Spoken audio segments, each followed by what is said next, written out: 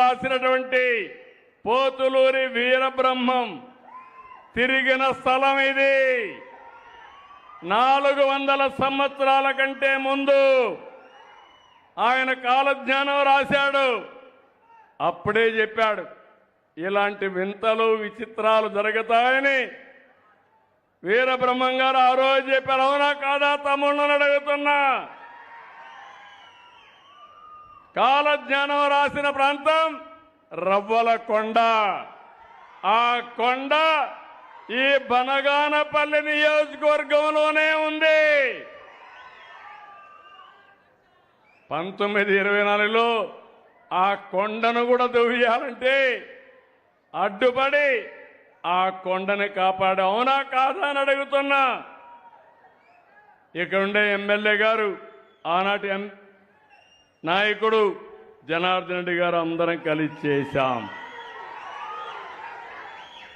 కాపాడుకున్నాం. నేను ఒకటే చెప్తున్నాను, మత విద్వేషాలు ఎవ్వరూ రెచ్చగొట్టడానికి వీలు లేదు. రౌడీలని, గూండాలని, సంఘ వ్యతిరేక శక్తుల్ని ఎవరు ప్రోత్సహించడానికి వీలు లేదు. కులాల్ని, మతాల్ని విభజించడానికి కూడా వీలు లేదు.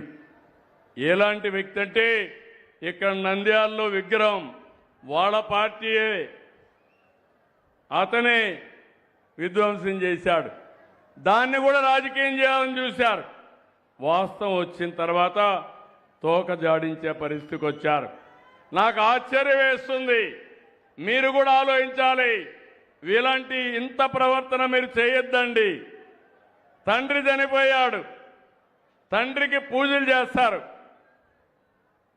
ఎందుకు? ఓట్ల కోసం. తల్లి బతికుంది, తల్లి ఆస్తికి ఆవిడ్ని హింస పెడతాడు.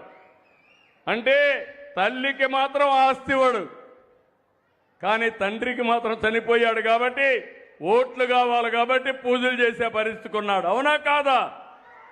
అవునా కాదా? అవునంటే చేతులు పైకెత్తండి. మీకు ఇలాంటి కన్నబిడ్డలు కావాలని అడుగుతున్నా. తల్లిని గౌరవించలేని వ్యక్తి.